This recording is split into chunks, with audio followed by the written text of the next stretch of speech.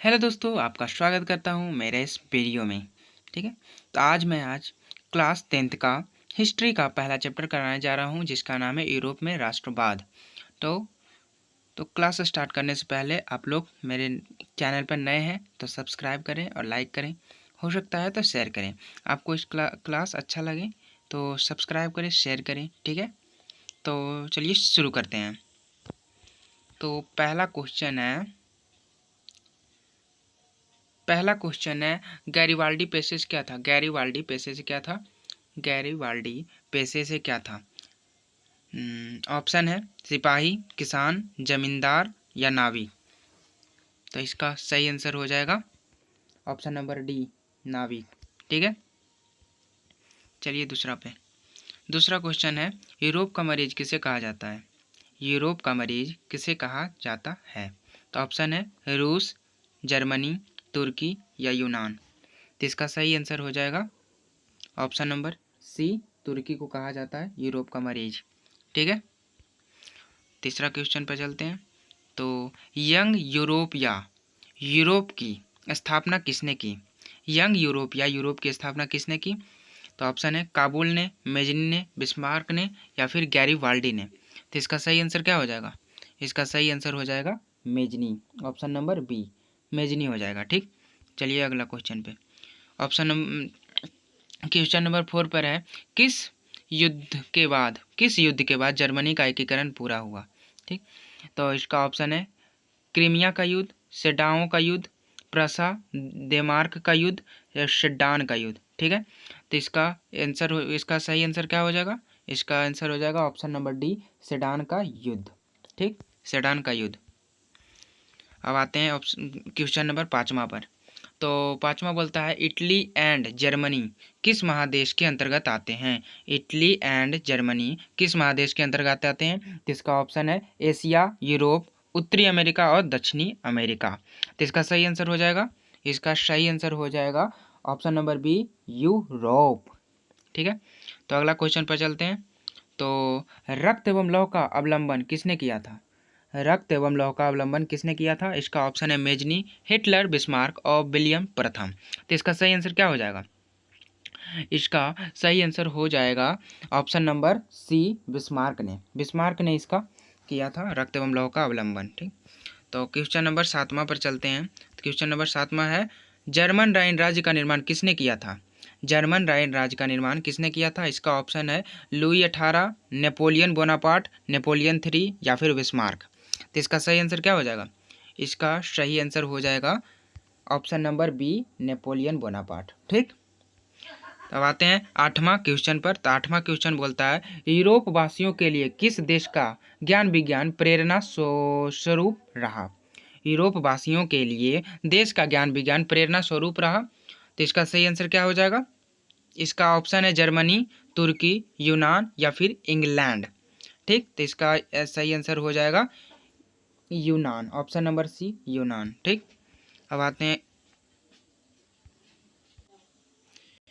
Question number 9वां बोलता है बिना कांग्रेस के द्वारा फ्रांस में किस वंश की पुनः स्थापना की गई थी?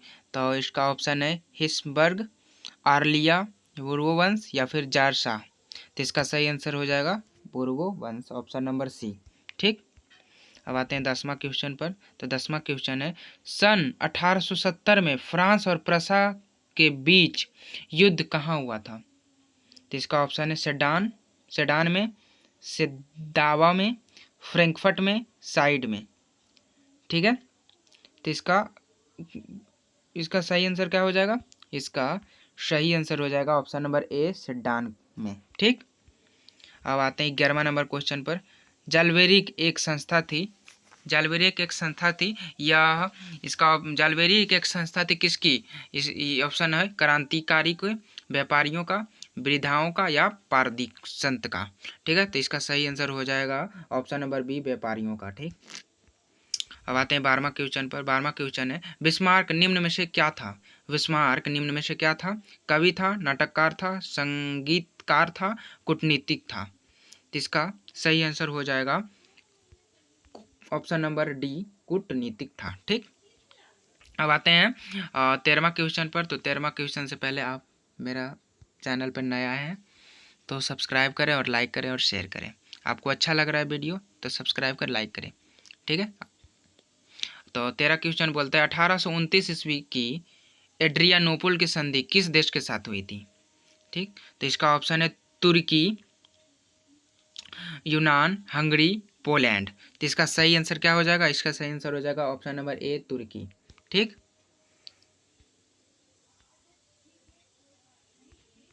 अब आते हैं क्वेश्चन नंबर 14 पर। इंग्लैंड एंड इटली का एकीकरण के विरुद्ध निम्न में से कौन था? इंग्लैंड और इटली के एकीकरण के विरुद्ध निम्न में से कौन था? तो इसका ऑप्शन है इंग्लैंड, रूस, ऑस्ट्रिया या प्रसा। तो इसका सही आंसर हो जाएगा ऑप्शन नंबर सी ऑस्ट्रिया, ठीक। अब आते हैं 15 नंबर क्वेश्चन पर। फ्रैंकफर्ट की संधि का हुई थी? फ्रैंकफर्ट की संधि कब हुई थी? 1864, 1866, 1870 या फिर 1871। तो फ्रैंकफर्ट की संधि हुई थी ऑप्शन नंबर डी 1871 को, ठीक। याद रखिएगा 1871 ईस्वी को। ऑप्शन नंबर क्वेश्चन नंबर 16 में आते हैं। तो मेजनी का संबंध किस संगठन से था? मेजनी का संबंध किस संगठन से था? तो ऑप्शन है लाल सेना,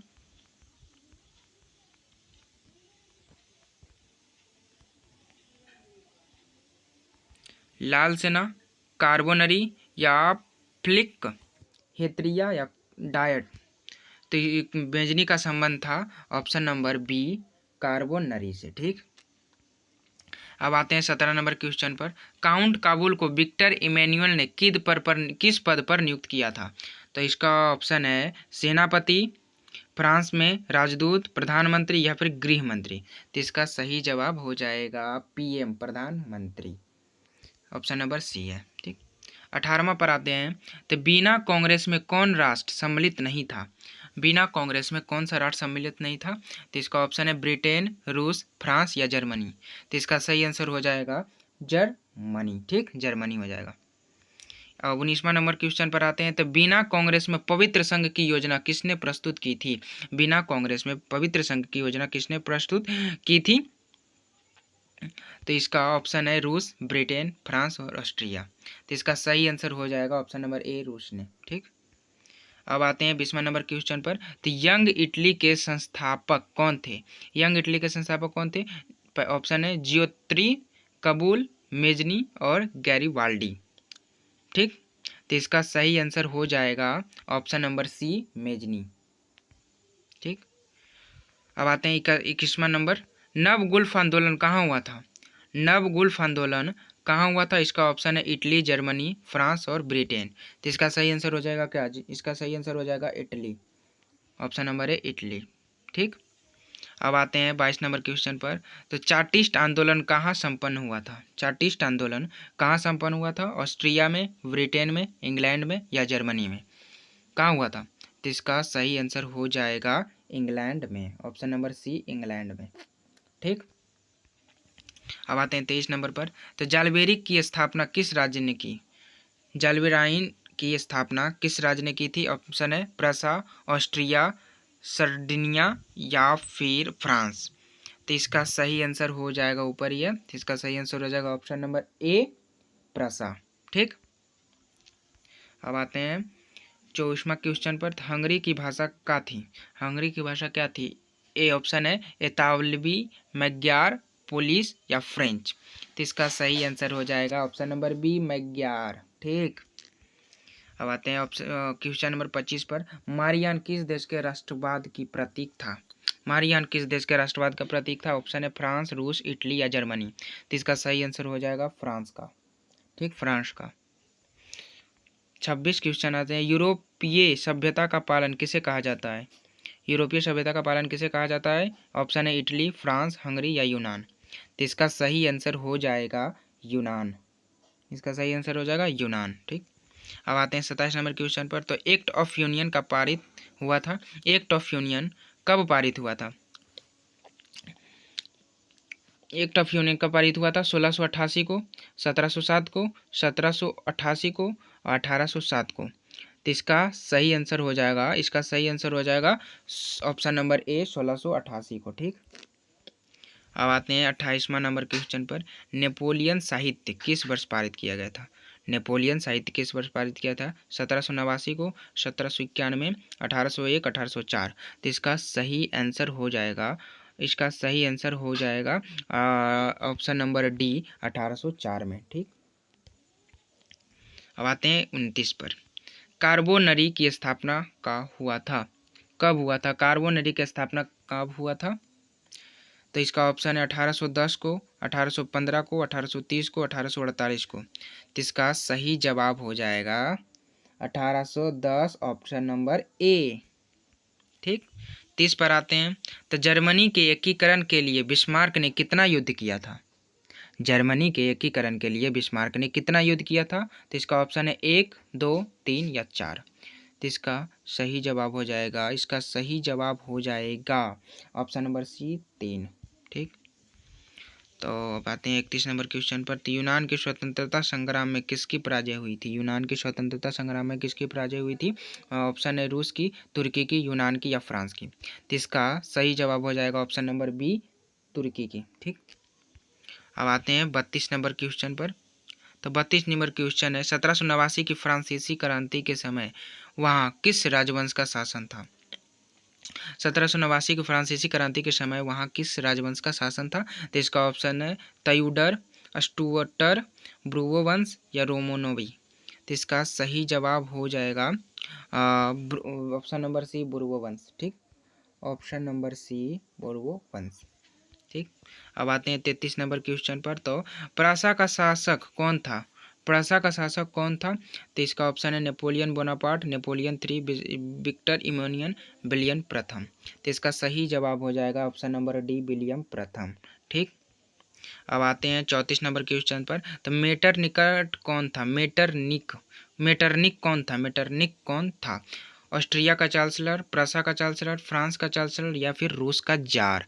तो इसका सही आंसर हो जाएगा ऑप्शन नंबर ऑस्ट्रिया का चांसलर। ठीक, 35 नंबर क्वेश्चन पर आते हैं। सेडाओं के युद्ध में किसकी पराजय हुई? सेडाओं के युद्ध में किसकी पराजय हुई? प्रूसिया की, सर्डिनिया की, ऑस्ट्रिया की या नेपल्स की। तो इसका सही जवाब हो जाएगा ऑप्शन नंबर सी, ऑस्ट्रिया की। ऑप्शन नंबर सी, ऑस्ट्रिया की। ठीक, अब आते हैं 36 नंबर क्वेश्चन पर। रक्त एवं लौह की नीति किससे अपनाया था? रक्त एवं लौह की नीति किसने अपनाया था? बिस्मार्क ने, फ्रेडरिक विलियम ने, विलियम प्रथम ने, गैरिबाल्डी ने। तो इसका सही जवाब हो जाएगा ऑप्शन नंबर ए, बिस्मार्क ने। ठीक, और 37 नंबर क्वेश्चन पर आते हैं। लाल कुर्ती की टुकड़ी का गठन किसने किया था? लाल कुर्ती की टुकड़ी के गठन किया था किसने? बिस्मार्क ने, कबूल ने, मेजनी ने या गैरिबाल्डी ने। तो इसका सही जवाब हो जाएगा ऑप्शन नंबर ए, बिस्मार्क ने। ठीक, बिस्मार्क ने। ठीक, अब आते हैं 38 नंबर क्वेश्चन पर। दर्निया पिडमाउंट का शासन कौन था? दर्निया पिडमाउंट का शासन कौन था?